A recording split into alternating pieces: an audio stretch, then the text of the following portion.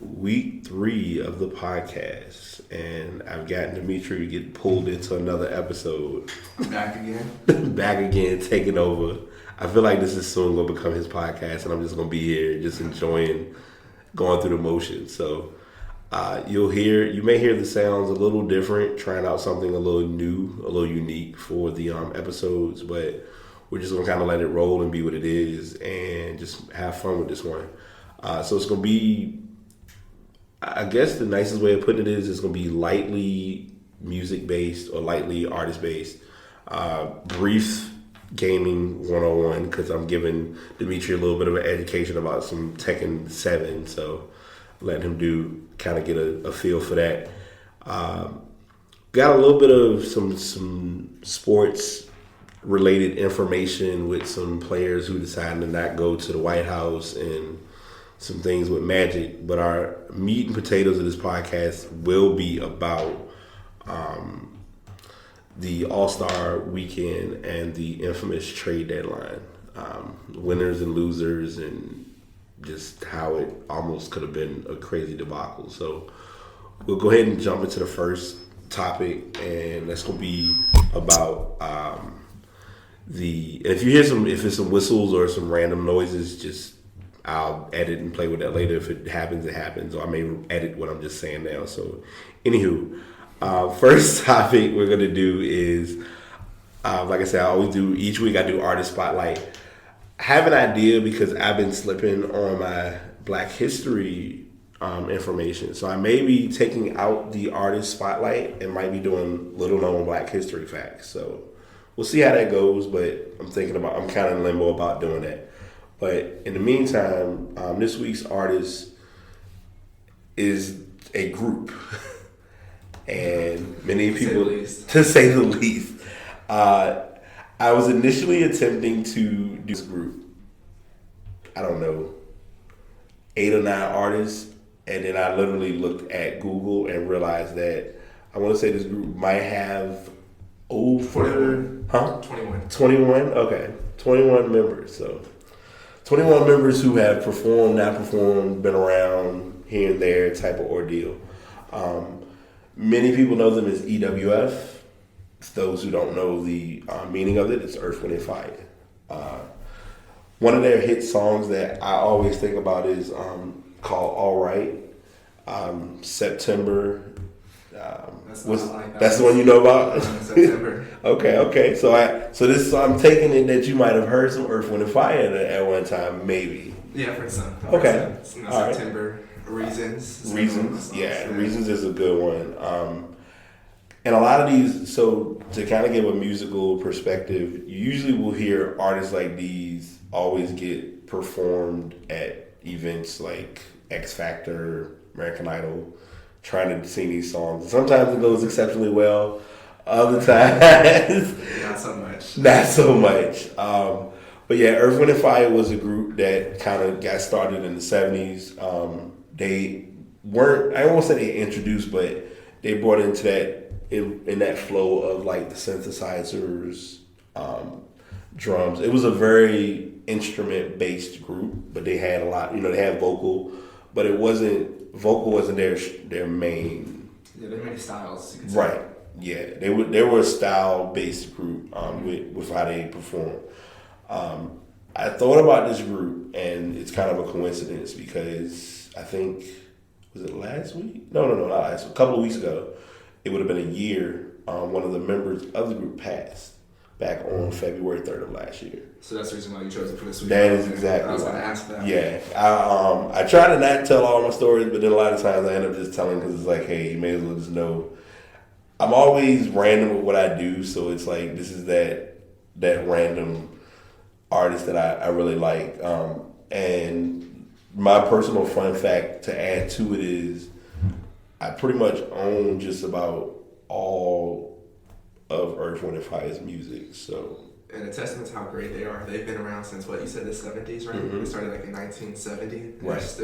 They still perform to this day.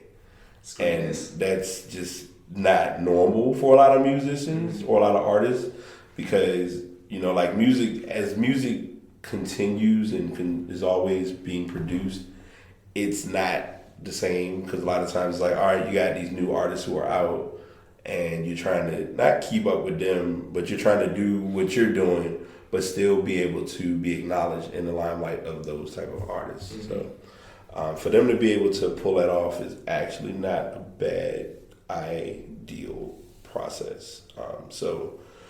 I did that one, like I said, it was kind of like my sporadic, but it was mainly, I thought about it because of one of the members passing, and I'm sitting here like, I should be able to look like the minute I mentioned, I'm like, I have it, and then you probably got it up on yours.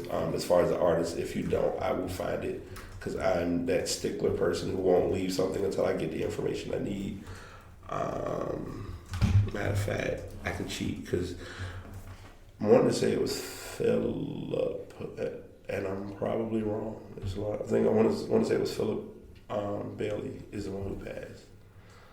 I'm sorry. Normally I have this prepared, and I'm like, but if I don't come up with it now, I'll come up with it at some 2% point when we least expect it on the podcast, and that's just how I am, because this is how I want to do this podcast this week. So moving away from the musical spectrum, I'm going to go ahead and give a little bit of, and I feel like I'm always doing the history story. It's with Dimitri, like, all right, Brian, you're not that much older, but it's just I've been around gaming for a while, and I've learned a lot of characters and learned a lot of things with gaming 101. So you own a PlayStation? PlayStation 4, yes. I started on, like, I did Nintendo, Genesis, knew somebody with a Super Nintendo, and then PlayStation came along.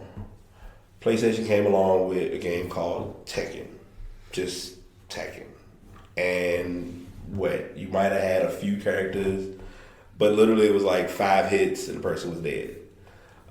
So fast forward to 2017, and you got many more members and characters later, and here we are with what you have now known as Tekken 7.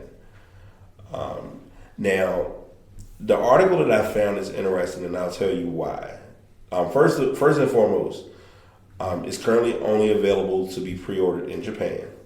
The release date is on June the 2nd. Now, what the site is trying to say, but is not valid in doing, is mentioning that it's going to be on PlayStation 4 and Xbox One.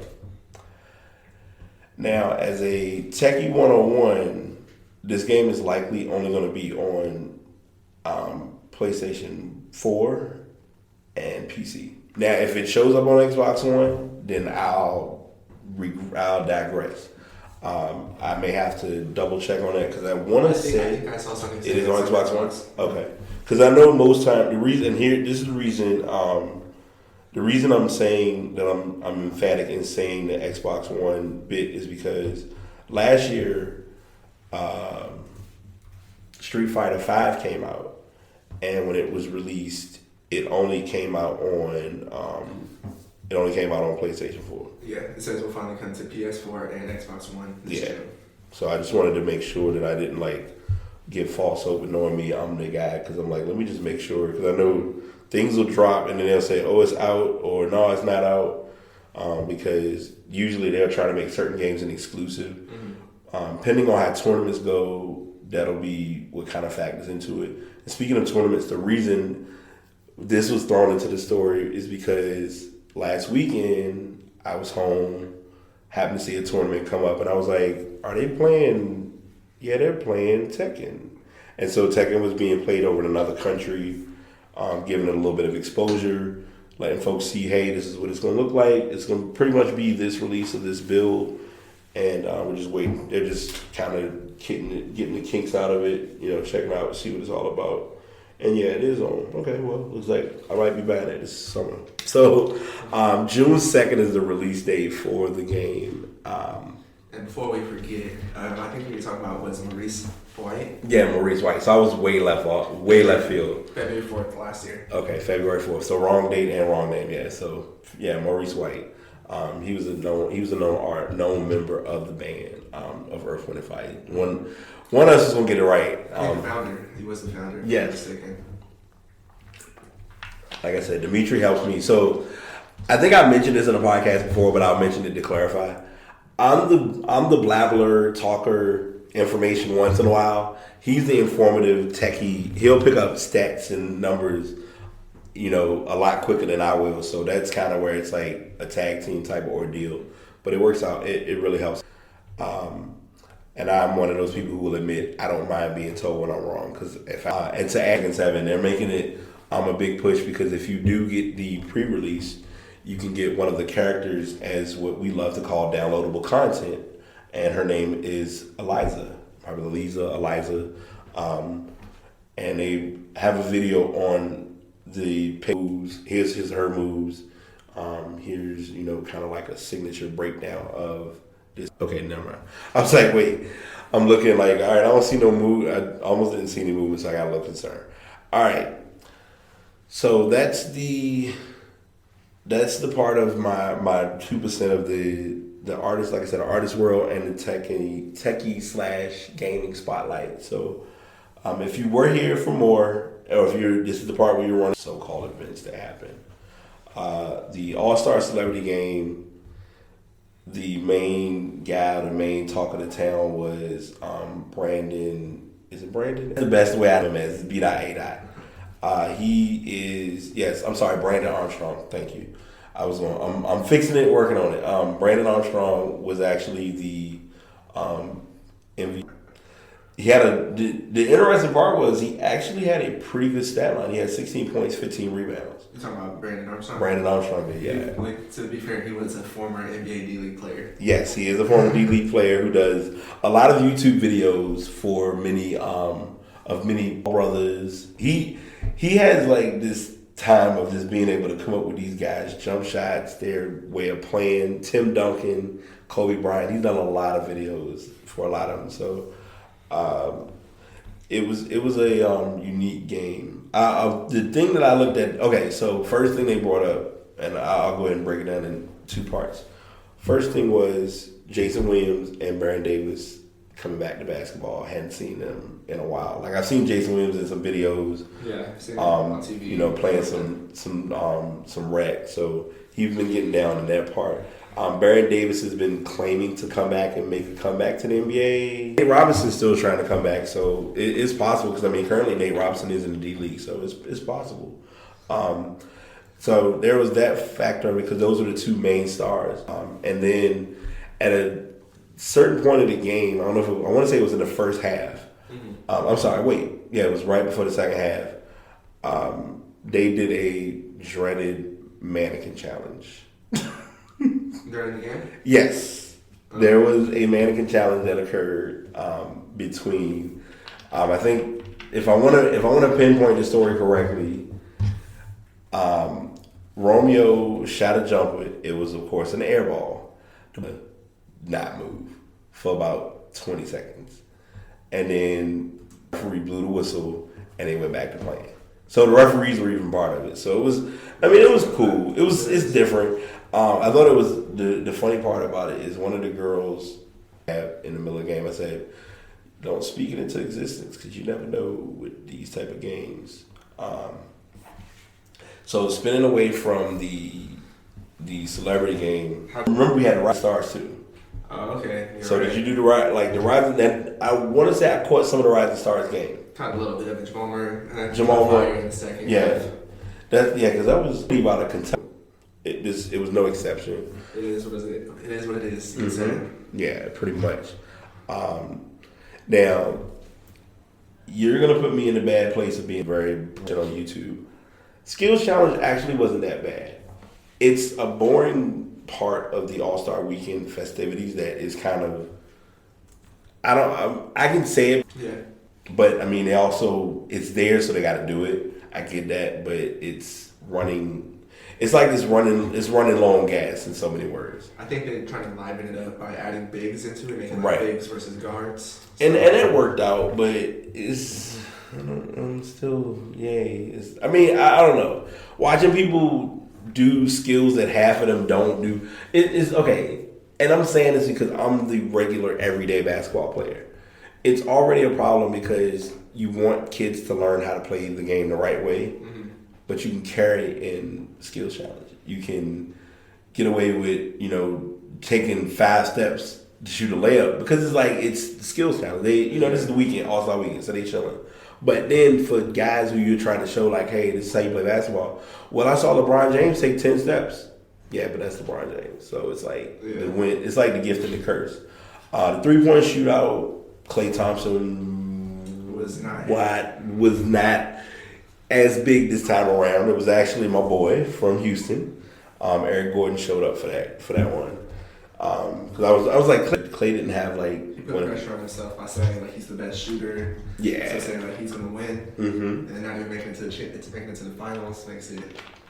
I don't know. Right. It just was, but from what I saw and observed, what it looked like was a pretty good shooting festivity because they came, they shot, they kept it moving. All right.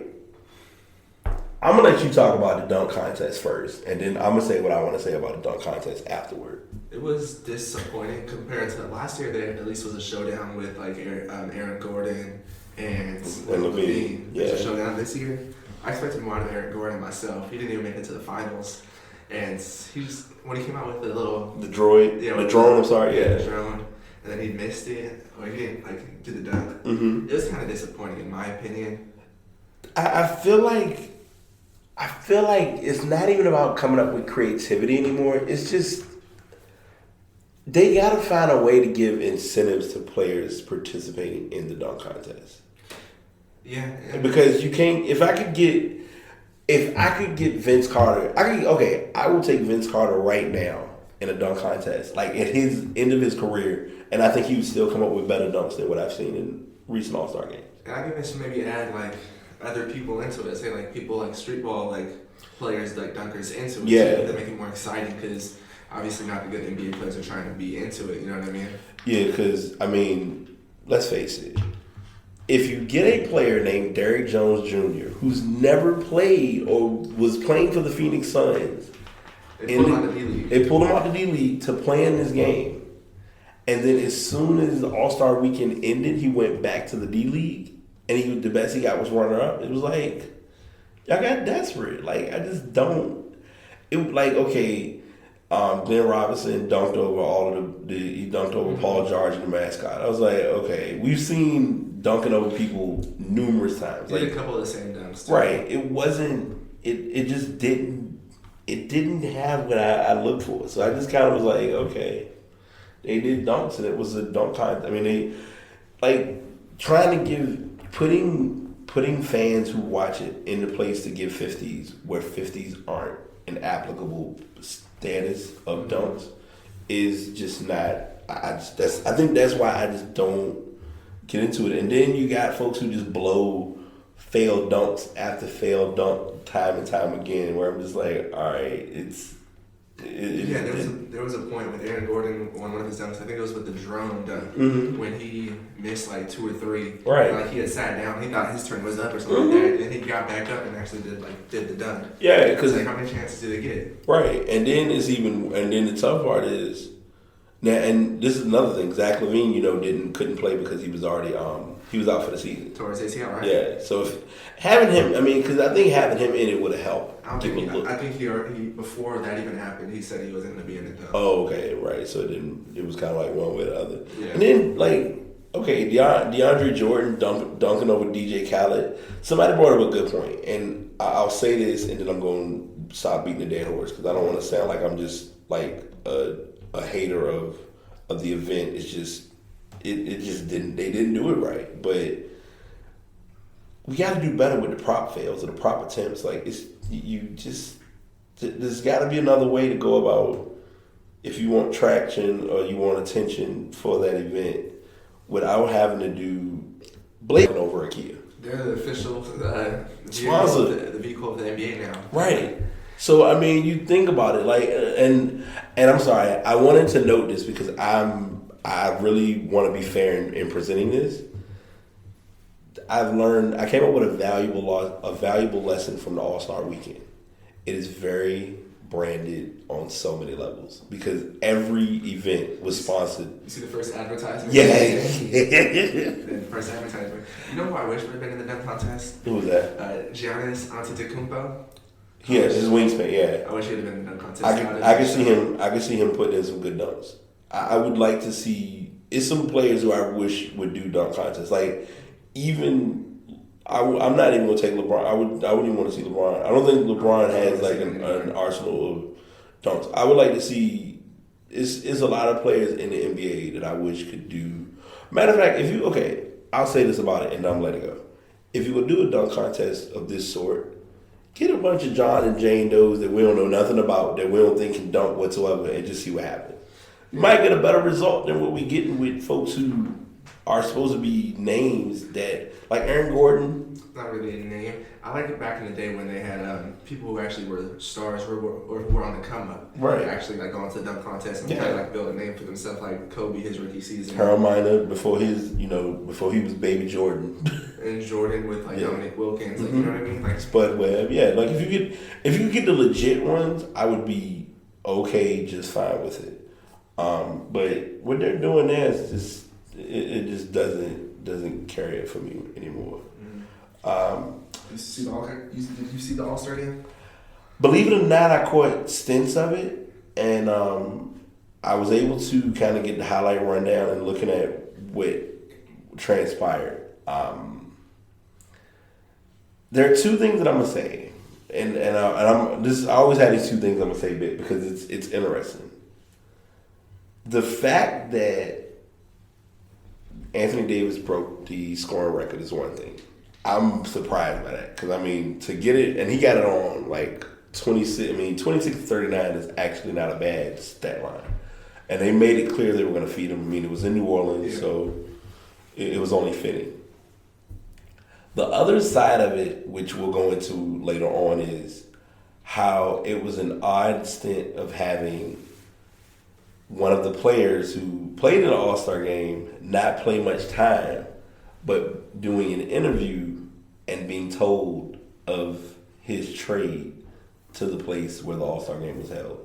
Like I said, we're going to get into that later on. So I thought that was a unique circumstance, but I know things happen. So it's like it was a move that was going to happen one way or the other. I thought something else that was interesting during the All-Star game was you catch the give and go by the two. Oh, the Kurt, yes, thank you. The Durant Westbrook moment. Yeah. And it was literally a way of saying what we still realize is not being valid, which is they still don't like each other. Yeah. I still don't feel like they like. I think when it comes to, I think it shows that in time though, that things will heal, but it's gonna take a lot. It's gonna take time, but I think everybody's putting so much pressure on it and expecting them to just like everything's gonna work out perfect, and it's like no, y'all need to let us build this on our own. Yeah. It's better for them to build it on their own than to force it, because if you force it, it's not gonna be a good chemistry. It's not real, and like it's their personal relationship. People should, you gotta let them deal with it how they may. Like all people have like tips, with a friend or something like that. That takes some time to, heal. To go through it, but it's like as soon as that alley-oop happened, like they took a timeout and like they was like, oh hey yo, he's out there. So I thought that was cool. That was chill. Like that was creative and that was fun. So I give him credit for that. And there's the rain. If you hear if the rain is picked up in this podcast, I'll be surprised. But anyway. So the scoring, it was the West won by 10.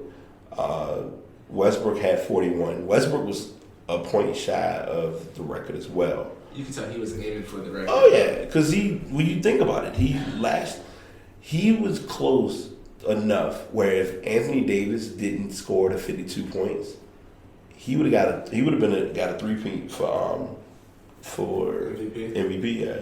No, yeah, definitely. Because he had 41 last year, too. So he got 41 times in a row. Because he was gunning for it. Between him and I want to say, was it Paul George? Somebody else had Paul George had a lot last year. Yeah, Paul George was close to it. They was making sure that he didn't touch the ball whatsoever. Jonathan Antetokounmpo is... He showed up. Yeah.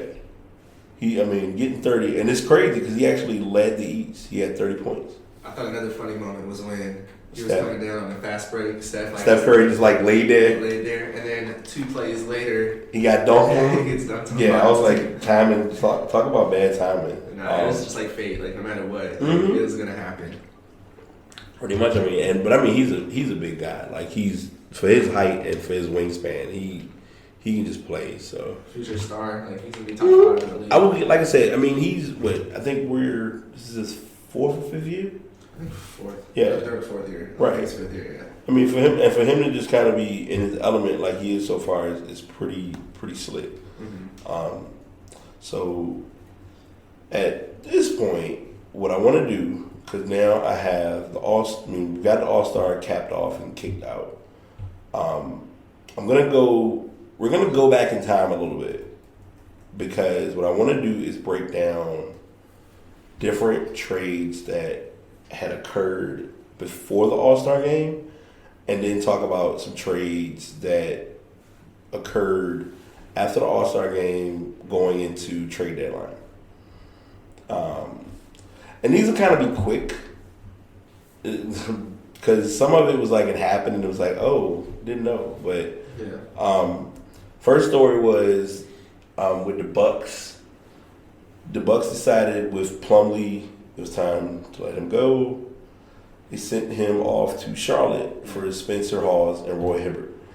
Bringing this one up because it's going to lead into a later trade, and you'll understand. I think that one had to do a lot with money too. Yeah, it was they paid Plumlee a lot.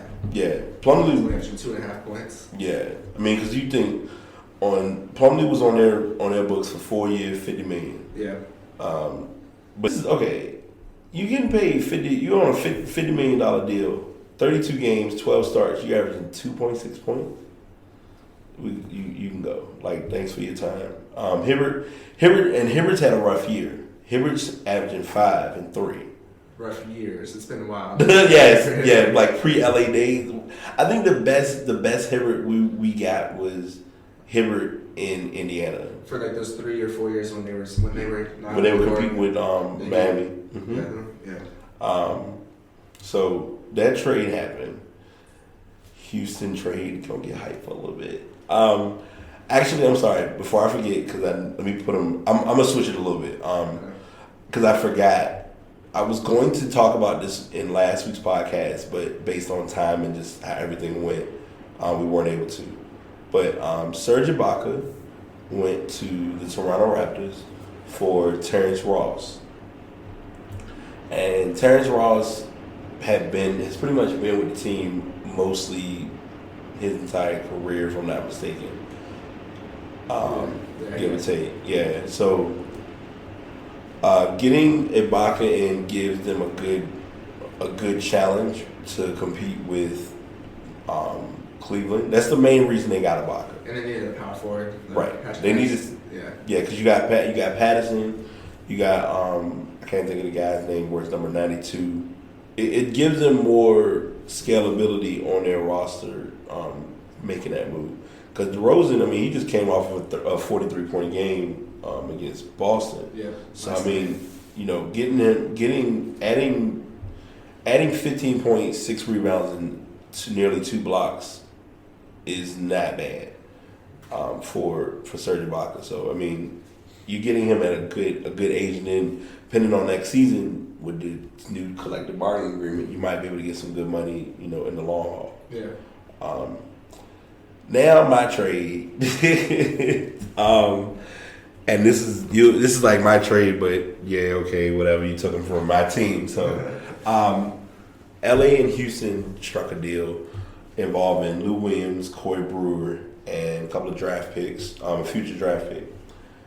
I want your input first because y'all lost. You all got the lower end of it with getting Brewer because you getting Brewer at like way out of he's got a little bit left but not much in the tank. Yeah, there's 2 different perspectives on this trade because you're on one side. I'm on the other side of it. Mm-hmm. With us, I feel like the only thing that we wanted was what the Lakers wanted was a draft pick, like a first round draft pick. So whoever was trying to give up a first round draft pick, that's what we were going for. Yeah. That's what the Lakers were going for. Mm-hmm. And I heard that there was other teams like the Hornets and Jazz who wanted Lou Williams. However, you don't know like what's going on with those trades and what they're actually offering. Yeah, exactly. So all in all, I don't think we traded for Brewer. I think he was just there for like the money, for the piece, to make the money like match, and we just wanted the first round pick to add another first round pick. I think we were trying to see if there's anything we could do with the first round pick. You know, maybe trade that away and get something else or something of that nature. But if anything, first round pick still a first round pick. You need first round picks because the worst thing you can do is give away picks. Yeah, if you have no picks coming up on the draft, or if you have picks and they're not good quality picks, like let alone if it's a second round pick and there ain't much left to really go for. Because you never know what a player can or can't do. Because even with you all getting Ingram's had a good year, but he hasn't had he's a rookie. I think that's also what had to do with this trade too. It makes it so more of the onus goes on to the younger players because they had Lou Williams to fall back on because he was averaging 18.5 points a game with us. And we don't have anyone scoring over 15 points a game at this point. Just starting, Yeah, so now, the last game, actually, D'Angelo Russell drops 29. Yeah. So it puts more onus on him to step up, to see what he can do at this moment. Otherwise, we may have to, move more pieces in the future. Right. And y'all almost had a crazy move, but we'll get into that as well. Now, the blockbuster trade that had everybody oohing and ahhing and losing their mind and acting crazy. DeMarcus Cousins played 2 minutes in the All-Star game. In all my years of watching All-Star games, I didn't understand that until it was broken down as to why. I guess because he was in trade talk, they didn't play him. And Kerr and what I'm trying to figure out, because I'm not there at the All-Star, I'm going to assume that Steve Kerr knew. So that's probably why it also was factored in as to why he didn't play either. But as you can hear, Demetrius probably going to come up with the source of getting this because I might be surprised when I'm pulling this one. But DeMarcus Cousins was released, I don't want to say released. He was traded from Sacramento to New Orleans. Mm-hmm. Oddly enough, he was traded for someone who previously played for Sacramento for a rookie and a swingman, a.k.a. point guard, Langston Galloway, along with first round and second round picks. Sacramento has just not learned from anything post Chris Webber. Post the Chris Webber / Vlade Divac days. This was a trade that needed to happen because they wanted to get Cousins out of Sacramento, but it was what you got out of the deal that just really made it an odd scenario. Did you hear what the owner for the Kings, he was really pushed, he really liked Buddy Hield. He thinks Buddy Hield could be the next Stephen Curry, which I feel is a reach. That is a huge reach. And I always hate when they do the next anybody. But they got a first-round pick out of it, which I don't think is a protected first-round pick. Right. So in which case, whatever place the Pelicans fall in, they get that pick. And, the Kings don't mind being bad, obviously, because they look bad right now. Right. But they played actually pretty well their last game, which was, I think, yesterday. They played pretty well. Yeah. And I think it helps them for the future, just move on. It's kind of like looking for the chicken or the egg. Yeah, it's kind of like a love. It's almost like a love-hate, but it's like, all right, we've done what we could, we made what we got work, but it's time for us to make our changes and amend our ties because that marriage with Cousin and the Kings was not the best. Do you think that the Pelicans are a playoff team now with DeMarcus Cousins this year? No. I'm going straight. I'm quick triggered saying no, and I'm only saying no because you don't have any role players that really can help in New Orleans. Or swings, or all they have is Drew Holiday. You got Holiday, and I really don't. I mean, you got Solomon Hill. Having Twin Towers is great, and I talked about this in a group, and I really was adamant in saying it. what makes a lot of teams great is not what's on the floor, but how it's handled. Like, the Spurs have been good because they've had Greg Popovich, and they've had a good front office. The New England Patriots, despite all of the cheating that they get alleged for, have been good because they have a good coach. They have a solid core when it comes to their front office. Like, everybody who's behind the scenes is going to make it clear, here's what we're trying to do, here's what we want to work on, this is our next step, and this is what we're trying to do to get there. Most teams just make moves just to see, okay, if we make this move, this might work. Like, LA at one time had the core formula. You had Phil Jackson, you had the Buss family, you had Kupchak in his legit heyday. Even with the Kings, and I'll say this with the Kings, and I'm going to jump on these other plethora of trades that all happened because it was like a whole wave. You got rid of Jason Williams, brought in Mike Bibby. Christie, you had Rick Adelman. So you had core pieces in place. The tough part was, and it was nothing on LA's part, Sacramento just beat themselves back then. And so after that whole team just kind of deflated and got let go, the Blues got somebody running the team on a darn thing about basketball. Almost cursed, but anyway. And it just turned into like a tough scenario. I want to run these quick, but not really give them a lot of major. We'll kind of like talk about it and then cap our last little pieces. So, Noel went to the Mavs. Sixers got Bogut. They let Bogut go. And for what, 2 second-round picks or something like that? Yeah. I think that was. They're building. They're making it clear that that they know Dirk's leaving soon, or Dirk doesn't have much left. So it made sense for the moment to do what they did. I feel like that was better for the Mavericks than it was for the Sixers. I feel like they won that trade. Yeah. Oh yeah. Mavs won definitely. Bucks turn around and give send Roy Hibbert to the Nuggets. You said who? To the Nuggets. You said, they sent Roy Hibbert? Yeah, Roy Hibbert went over to Denver. It was okay. I don't know if you saw, if I sent this article to you or not, but basically they said Milwaukee Bucks sent Roy Hibbert to Denver Nuggets in quiet deadline day because it was about 30 minutes left at the trade deadline. Mm-hmm. Roy Hibbert went to the Nuggets in exchange for a heavily protected 2019 second round pick. So they just didn't want him. Yeah, it was kind of because they kind of already knew there wasn't much they was gonna get from him in regards to that for it to be what it was. So, it's a quiet trade. Hibbert was on the phone and shook hands with Coach Kidd before heading to the locker room, and boom, he was gone. Went to the Nuggets. So the Nuggets may be able to use him, but I mean they got a young core already with centers anyway. Mm-hmm.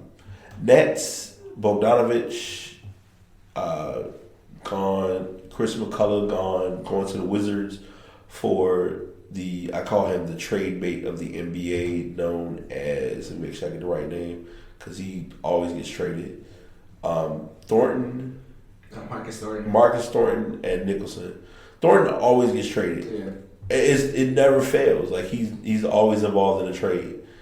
For Marcus Thornton and Andrew Nicholson. I think that was more so just Nets trying to do some type of a deal to see what they could get to kind of maybe work the ping pong balls. Who knows? Hawks let Mike Scott go to the Suns, and there was a reason for that, which we'll go over as like the last trade that happened. They wanted to kind of get a little bit of stretch to make some moves.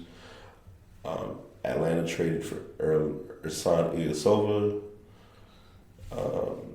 Bulls and Thunder trade. Bulls and Thunder trade is probably gonna be the heavy hitter because that wasn't a lot of talk. It was Doug McDermott and Taj Gibson for. Which Taj Gibson, I was surprised they let go. I think he's a free agent this summer, so I think. So they were doing that for the long haul. Yeah, and I don't think they were trying to pay. Bulls question. I know you're a Lakers fan, so be biased while being unbiased. Do you think they're gonna pay more money? Who do you think they're trying to put more money in right now? Between Butler and Wade? Butler for sure. Okay. Butler, because otherwise they probably would have traded Butler. Right. They're trying to trade Butler to the Celtics for Jay Crowder and either Marcus Smart or Avery Bradley, and the first round pick that they have from the Nets. But the Boston Celtics didn't want to give that up. Yeah. So I feel like him, but also I don't know. They were also trying to trade him too. So. Yeah. Because I don't see Rondo being there too much longer. I think Rondo's gonna be. I'm saying this on my podcast now, but I'm probably gonna talk about this next year. Rondo will be traded by trade deadline next year. Probably. I'm going to just say it out. If not this summer. If not this summer, yeah. Because I just don't. It's not working. And KJ McDaniels was let go by Houston. He went to Brooklyn. They were getting him off. That was mainly a book move. They got him off the book, so that was going to be what it was. And the final one is PJ Tucker went to Toronto for Jared Sullinger. Sullinger, you're not getting much of him it's along with a couple of second round picks as well. I think they got him. They got Sullinger out because you got Ibaka in, because you don't want to have a lot of crowded. Like, having a lot of big men is okay, but if you got too many, unless it's somebody injured, there's no point. Yeah. So that's that, and it was one that I didn't look at it because they were supposed to be like grading everybody's trades. Mm-hmm. I feel like if I really had to make a decision of who the winner is in this, who do you think came out with the best call for overall? Like, who ended up being okay? I think the Rockets, they gave up minimal because generally, like, they don't really need a first round pick. They're already doing well. They're third best record in the entire league. Right. And they just added another scorer, 6th man of the year, I think, in my opinion. And they just added more firepower off the bench to go at the Warriors because, in essence, that's who the West is going to go through. It's going to go through the Warriors. Yeah, the Warriors is really about the only team that's a threat. So I think they won that. What about you?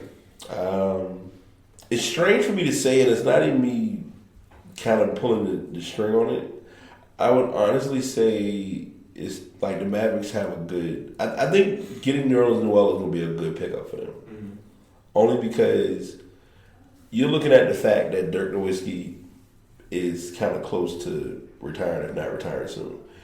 They're not going to do as much in getting. Noel wasn't going to get as much offensive production as right now. They're trying to get Embiid involved. As you can see, Okafor didn't move because everybody was looking for Jahlil Okafor to go somewhere. But it's like all of his little stupid stuff he did is all gone in the past. So that's a good thing. But that's my choice right offhand. Because I'm reading through a lot of the teams as far as how they graded, and I mean, the grades are what I expected. I mean, you really don't have much that kind of was a hit or miss. Only trade we didn't talk about, and I forgot to mention, was Lakers sent Marcelo Huertas to the Houston Rockets for Tyler Ennis. Tyler Ennis didn't really get much attention, and I'll be brutally honest in saying this. Tyler Ennis I wasn't too fond of, only because he was one of those one and dones. He went to Syracuse, left, went to the NBA, and I think he thought the NBA was going to be like the savior and tell all be all. But it's like, no, you need to. Like, a lot of one and dones don't think when because I mean, they got somebody in their head saying, hey, if you go to this school or you go to the NBA, you will get a lottery pick. All right, you're a lottery pick, but you averaging 2 points a game, or hey, he's in the D League. We haven't seen him. In and out of the D League, yeah. Right. But you guys can have Huertas. Us. Y'all can have him. Yeah, I ain't really heard much about him, so I mean, he probably won't get that much. I mean, he's going. He has some funny plays, at least. He has some struggles. He had some not top 10 moments. Not top 10 moments. Noted. All right. So I'm in the last minute, and I'm kind of gonna be quick with doing this because I'm probably gonna cut some stuff out. Matter of fact, if it goes past, then oh well. McCoughtry explains. So I'm gonna do these speedball quick. McCoughtry stated that he didn't want to go to the White House. He kind of pulled a Tom Brady when Tom Brady decided not to go when Obama was in office. Not too understanding of why or what the reason was behind it. All right, so I'm gonna be honest. The other two topics I'm gonna have to wait because I'm low on time and I don't want to crunch. So this is not the way I want to end my podcast, but we'll make it work and do what we do next time. Until next week, we signing out. Anything you have to close out with? Nah, y'all have a good week. All right. Peace.